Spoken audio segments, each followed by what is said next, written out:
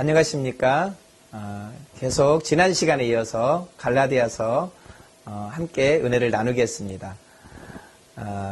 갈라디아서 5장 14절인데요. 5장 14절. 사랑의 종이 될 때 사실상 모든 율법은 완성된다는 것이죠. 아까 다시 이야기했는데요. 율법이라는 것은 결국은 우리가 율법으로부터 자유케 됐다. 자, 그래서 뭐냐면 우리가 그러면 이 율법은 도대체 우리가 어떻게 해야 되느냐라고 말했을 때 우리가 이 자유를 사랑의 종노릇해라. 이제 이 말씀을 드렸어요. 사랑의 종이 될 때 사실상 모든 율법은 완성된다는 거죠. 그래서 온 율법은 내 이웃 사랑하기를 내 몸과 같이 하라 하신 한 말씀에 이루었나니 이렇게 말을 하고 있어요. 자, 6장으로 넘어가 보겠어요. 6장.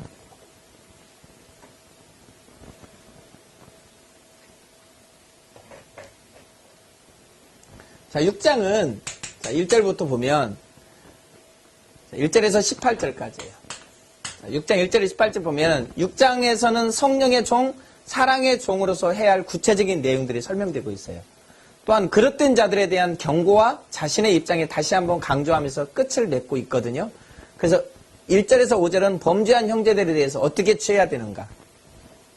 우리가 살다 보면 우리가 이제 범죄한 형제들이 있잖아요.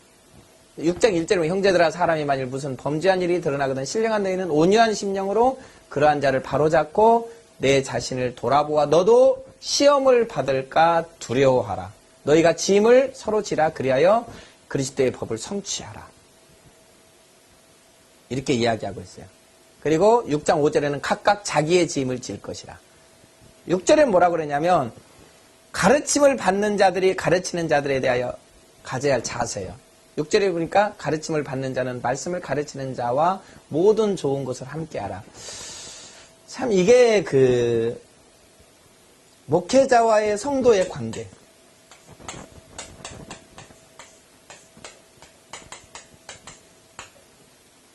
굉장히 중요하죠. 왜 그러냐면 선지자를 대접하면 선지자의 상을 받고 그리스도를 대접하면 그리스도로부터 여러분 구원을 받는 거잖아요. 똑같아요. 하나님은 수많은 방법들을 은혜의 방편들을 통해서 우리들에게 많은 것들을 주시죠. 근데 특별히 교회 안에서 뭐냐면 목회자를 통해서 하나님이 주시는 게 굉장히 많지요. 그래서 뭐냐면 이 목회자와 좋은 관계를 가져야 된다는 거예요. 그래서 교회에서 뭐냐면 어둠의 세력은 목회자와의 관계를 잘 맺지 못하게 해서 결국은 뭐냐면 말씀을 받지 못하게 하고 신앙생활을 제대로 하지 못하게 하는 것이죠. 그래서 가르침을 받는 자는 말씀을 가르치는 자와 좋은 것을 함께하라. 그렇게 말씀하고 있고요. 7절과 10절은 무엇을 심든지 그대로 거둔다. 때가 이르면 거두게 된다. 기 있는 대로 뭐냐면 너희들은 착한 일을 해라. 이렇게 해요. 스스로 속이지 말라. 7절. 하나님은 만일의 임을 받지 않은 사람이 무엇으로 심든지 그대로 거두리라. 육체를 위하여 심는 자는 육체로부터 썩어진 것을 거두고 성령을 위하여 심는 자는 성령부터 영성을 거두리라. 근데 우리가 그 하나님의 일을 행하면서 낙심하지 말라는 거예요. 때가 되면 거두게 된다는 거예요. 자, 10절. 그러므로 우리가 기회 있는 대로 모든 이에게 착한 일을 하되 더욱 믿음의 가정들에게 할지니라. 이렇게 이야기했어요. 자, 11절과 13절은 뭐냐면 그릇된 자들, 즉 율법주의의 자들이 할례를 받게 되는 이유를 지적했거든요. 내 손으로 너에게 이렇게 큰 글자로 쓴 것을 보라. 무릇 육체의 모양을 내려 하는 자들이 억지로 너희로 할례받게 함은 저희가 그리스도의 십자가를 인하여 핍박을 면하려 한 뿐더러 할례받는 저희라도 스스로 율법은 지키지 아니하고 너희로 할례받게 하는 것은 너희의 육체로 자랑이 스펙 쌓는 거죠. 지금으로 말하면 스펙 쌓는 거예요. 그러나 내게는 우리 주 예수 그리스도 십자가 위에 결코 자랑할 것이 없다. 내가 그리스도의 십자가 위에는 전할 것이 없다는 거예요. 그리스도로 말미암아 세상이 나를 대하여 십자가에는 못 박히고 내가 또한 세상에 대하여 그랬다. 이 세상에 대해서 이미 죽었다는 거예요, 이게. 자, 14절에 18절에 바울 사도도 자신의 단호한 사명의 자세를 설명해요. 14절에 보니까 내게는 예수 그리스도의 십자가에는 결코 자랑할 것이 없다.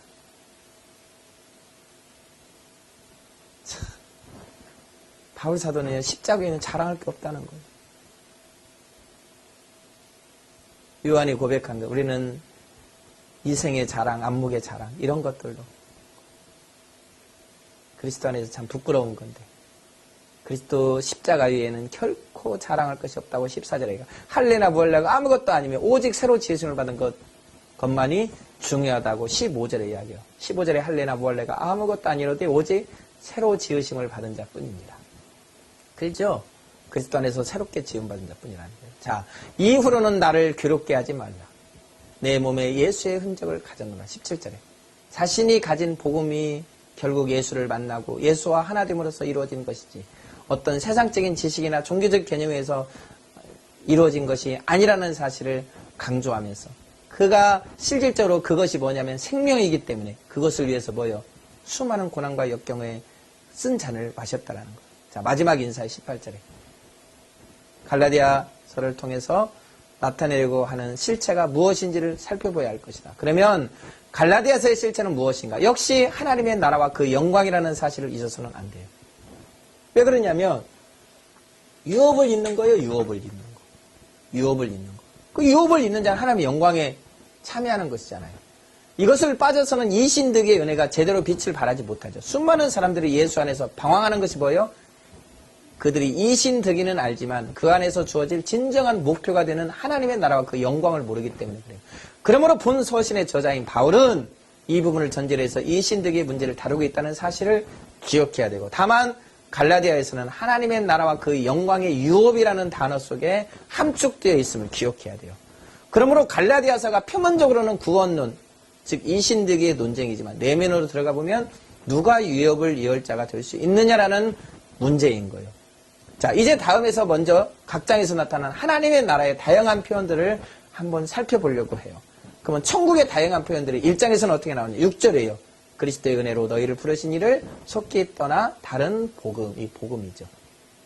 2장에 보니까 계시를 따라 올라가 내가 이방 가운데에서 전파하는 복음을 그들에게 이제 복음이 뭐예요? 십자가에 못 박히신 예수 그리스도와 부활하신 그리스도 그리고 부활해서 영원한 하나님의 나라에 들어가는 하나님 나라의 영광이죠. 그래서 그 복음이 거기에 기록되어 있고요. 3장에 넘어가 보면 8절이에요.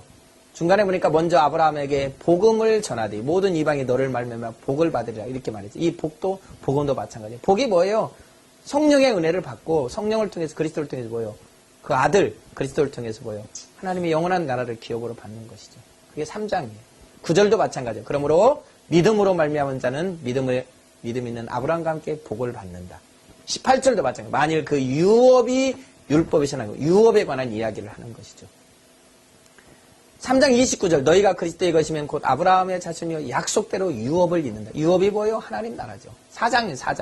4장 1절에 내가 또 말하는 유업을 이을 자가 모든 것의 주인이라고 이렇게 이야기하고 있어요. 7절도 마찬가지예요. 뒷부분에 있으니까 하나님으로 말미암아 유업을 이을 자. 그렇죠?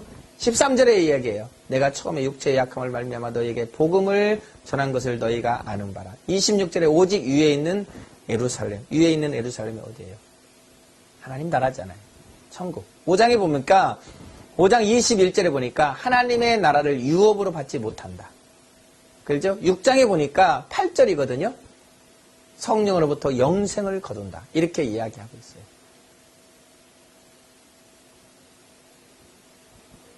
갈라디아서는 총 6장으로 되어 있는데 6장 속에 나타나고 있는 주제를 보면 복음, 아브라함의 복, 유업, 하나님의 나라, 영생 이런 것들로 되어 있음을 볼 수 있어요. 결국 이러한 복을 받기 위해서는 율법으로서는 안 되고 오직 그리스도를 믿는 믿음으로만 된다는 사실을 다루고 있는 것이 갈라디아서라는 사실을 알 수가 있어요.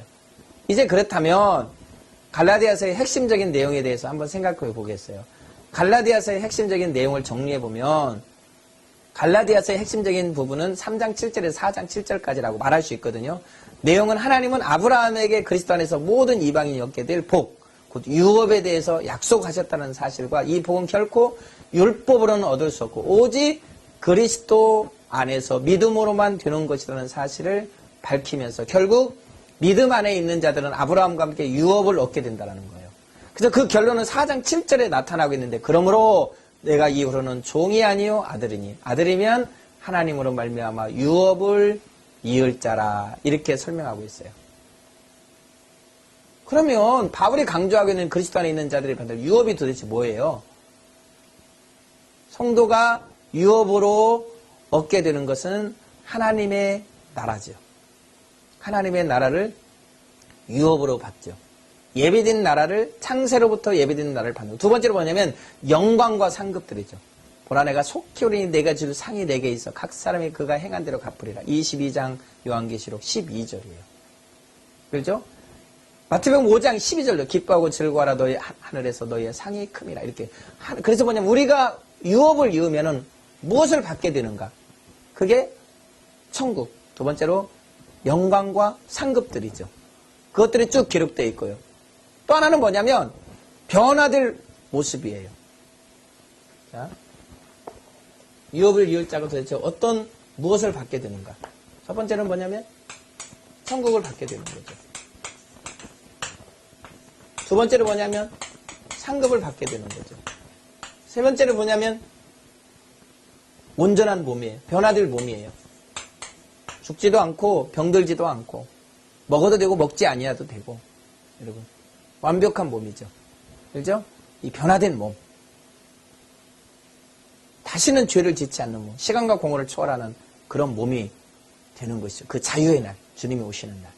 우리가 그 다음에 네 번째는 뭐냐면 영생이죠. 영원히 사는 몸이에요. 영원히 사는 영생. 영생. 영원한 시간, 영원한 삶을 말하게 되는 것이죠. 그래서 마태복음 19장 29절에 영생을 상속한다. 이렇게 이야기하고 있죠. 뭐 영생에 관한 이야기는 너무너무 많이 나와 있고요.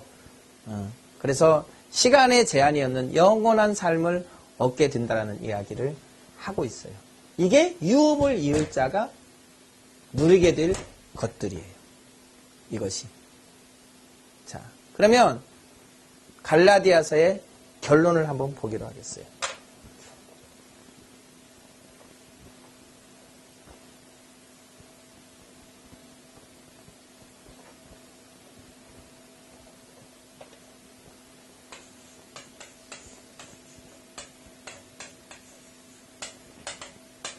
갈라디아서의 결론. 성경 전체가 마찬가지지만 갈라디아서 역시 표면적으로는 여러 가지 문제들, 즉 율법의 행위 속에서 복음으로만의 구원 문제를 다루고 있어요. 그렇죠? 갈라디아 교인들에 대한 바울의 지적과 권면 등을 기록하고 있죠. 그러나 그게 뭐냐면 갈라디아리즘, 즉 구원의 조건이 뭐냐면 믿음 플러스 할례, 다른 말로 말하면 율법이라는 거죠.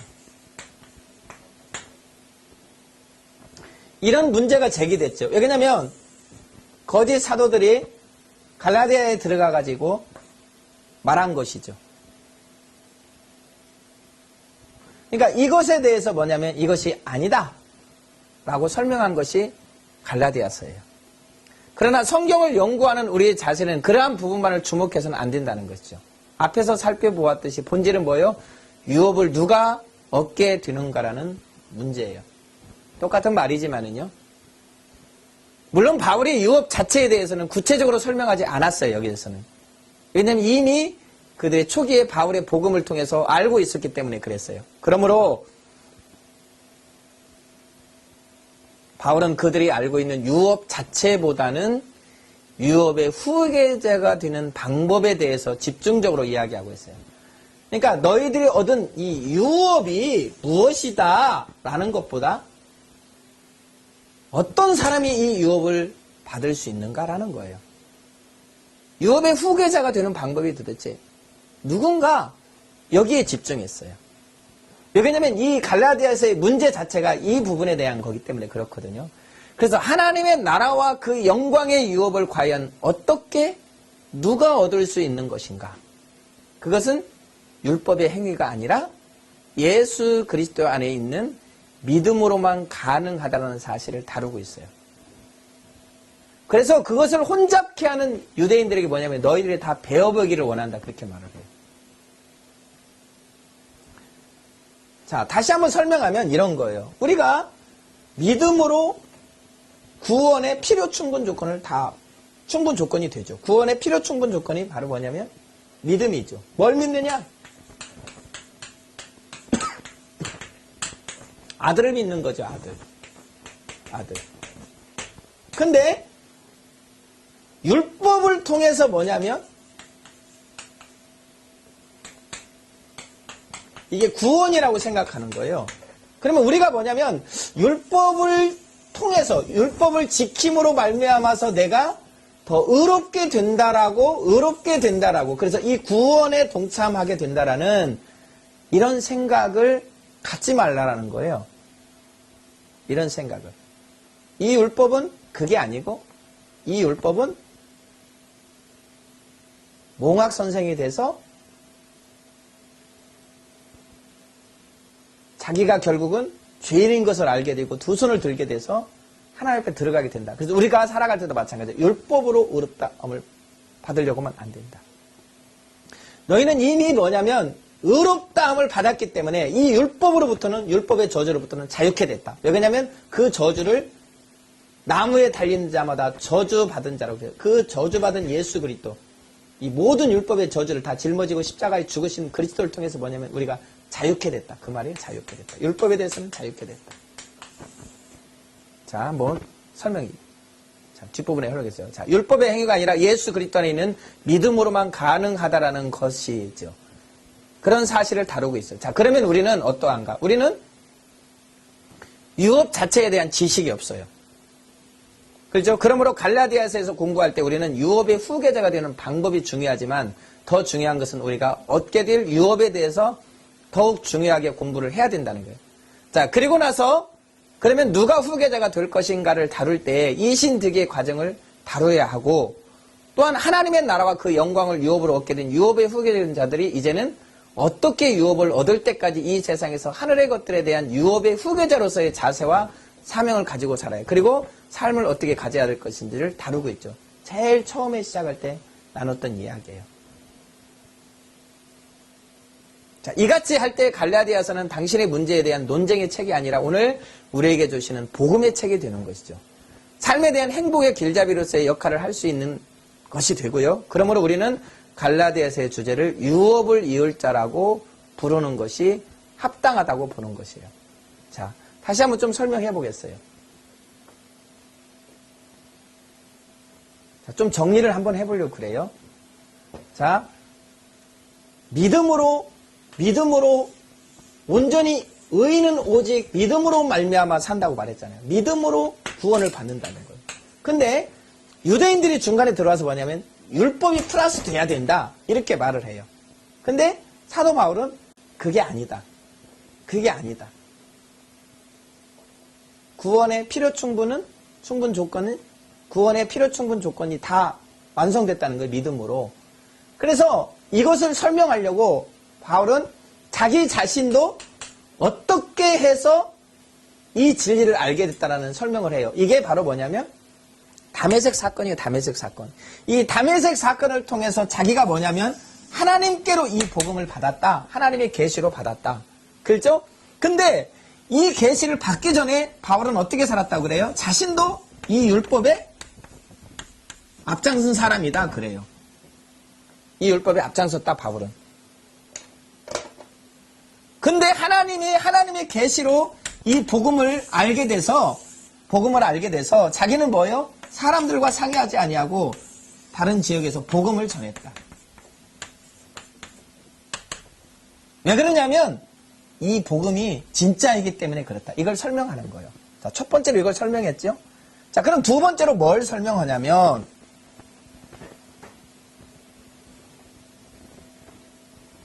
그냥 어느 날 하나님이 나에게 갑자기 나타나가지고 이 복음의 비밀을 줬어. 그럼 믿을 수 있겠어요?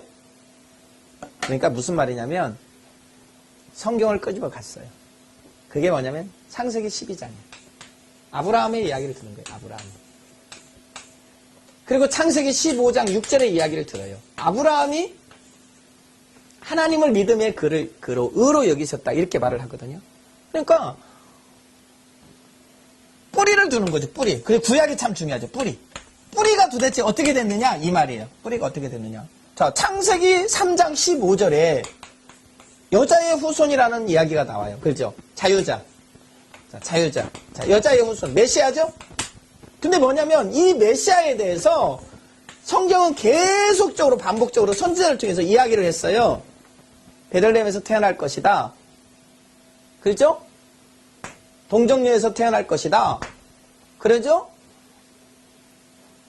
어린 양처럼 도수장에 끌려간 어린 양처럼 죽을 것이다. 이야기하죠? 자, 그래서 마리아에게도 요셉에게도 뭐라고 그랬어요? 아이 가진 것을 알았을 때 천사가 다른 얘기 안 했죠? 처녀가 잉태하여 아이를 낳을 거라고 말했어요. 그러니까 요셉이 딱 알아들은 거죠. 그게 바로 뭐냐면 창세기 3장 15절 메시아 이사야를 통해서 이야기했던 거 계속적으로 하나님이 선지자를 통해서 이야기했던 걸 다 알고 있어요. 그러니까 뭐냐면 인정한 거죠. 똑같아요. 물론 갈라디아인들이 유대인은 아니어서 성경을 잘 알 수는 없을 수도 있겠지만 사도 바울은 아브라함이라는 믿음의 조상 아브라함이라는 사람을 통해서 이야기를 하는데 15장 6절에 예를 들어요.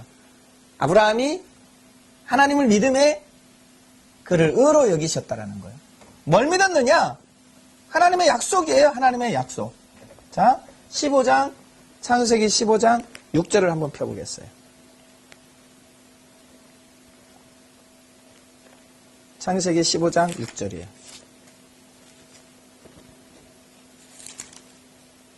자, 15장 6절에 보면 아브라함이 여호와를 믿음에 여호와께서 그를 의로 여기셨다. 근데 그 말이 뭐냐면 앞절을 봐야 돼요. 자, 1절에 보니까 이후에 여호와의 말씀이 이상 중에 아브라함에게 임하여 가라사대 아브라함아 두려워 말라. 나는 너의 방패요 너의 지극히 큰 상급이다. 아브라함이 가르되 주 여호와의 무엇을 내게 주시려니까 나는 무자하오니 나의 상속자는 이 다메섹 엘리에셀이니이다. 이렇게 말을 해요. 그러니까 아브라함이 또 가르되 주께서 내게 씨를 아니 주셨으니 내 집에서 길리온 자가 나의 후사가 될 것이니라. 여호와의 말씀이 그에게 임하여 가라사대 그 사람은 너의 후사가 아니라 내 몸에서 날 자가 내 후사가 되리라 하시고 그를 이끌어 밖으로 나가 가라사대 하늘을 우러러 무뼈를 셀 수 있나 보라. 또 그에게 이르시되 내 자손이 이와 같이 같으리라. 아이를 낳지 못했잖아요. 그러니까 아브라함이 여호와를 믿으니 여호와께서 그를 의로 여기셨다. 이 이야기를 하는 거예요. 이 이야기를. 그러니까 아브라함이 의롭다 하나님 앞에 의로 여김을 받았다는 게 뭐예요? 하나님의 말씀을 믿은 거죠. 똑같아요. 똑같아요. 동일해요. 그러면서 뭐냐면 다시 이야기했어요. 하갈과 사라의 이야기예요. 이스마엘과 이삭의 이야기죠. 이스마엘과 이삭. 땅의 것, 하늘의 것이라는 거예요. 그래서 이 이야기를 들으면서 뭐냐? 결국은 뭐냐면 약속의 이 믿음으로 된 부분에 관한 설명을 해요. 그러면 우리가 그렇게 의롭다함을 받았다. 그러면 너희가 그럼 도대체 어떻게 해야 되느냐? 라는 이야기를 하죠. 그게 이제 결국은 뭐냐면 우리가 율법으로부터 자유케 됐기 때문에 이제는 뭐냐? 이 자유를 잘 사용하자. 이 자유를. 어떻게? 사랑의 종으로. 이렇게 말했어요. 그래서 사랑함으로 모든 율법을 완성한다는 이 얘기를 해요. 사랑함으로. 사랑이 모든 율법을 완성해버린다. 이렇게 설명해요. 그리고 뭐냐면 결국은 우리가 뭐냐면 이 두 가지예요. 이미 우리가 자유를 했는데 자유자가 됐는데 율법으로 또 자유케 됐는데 너희들이 계속적으로 율법의 육신의 소욕을 쫓아서 가게 되면 안 된다. 성령의 소욕을 쫓아야 된다. 근데 여러분 우리가 막 성령을 쫓아가려고 해서 쫓아가고 내가 하나님의 이 육신의 소욕을 쫓지 않아야 되겠다. 이렇게 해서 되는 게 아니죠, 여러분. 물론 그게 어느 정도 영향을 줄 수 있지만 그것으로 우리가 다 그것들을 지키고 할 수는 없어요. 결국은 뭐냐면 성령의 인도하심을 받아야 되고 우리 입장에서는 뭐냐면 결국은 하나님의 주권을 인정하고 주님을 주인으로 섬기는 것이죠, 주인. 그래서 로마서 10장 9절에서 뭐라고 그랬어요? 그리스도가 우리의 주 되심을 믿는 것이에요. 중요해요. 주 되심을 믿는 것. 우리는 계속 어떤 율법을 지키려고 의롭다함을 받으려고 하는 게 아니고 하나님은 뭐라고 말하냐면 너희는 이미 의롭다함을 받았기 때문에 그렇죠? 너희는 이미 의롭다함을 받았기 때문에 너희가 새 사람을 입은 사람으로서 새롭게 된 사람으로서 하나님의 사랑의 종 노릇함으로 그것들을 해라. 그러면서 여러 부수적인 이야기를 하면서 특별히 뭐냐면 믿음의 사람들에게 잘해야 되고 짐을 져줘야 된다. 그렇죠? 짐을 져주는 것이다. 사랑은. 그렇게 설명을 하고 결국은 사랑은 모든 것들을 다 율법을 이루게 되는 것이다. 라고 설명하면서 갈라디아서를 마쳤어요. 여러분 수고 많으셨고요.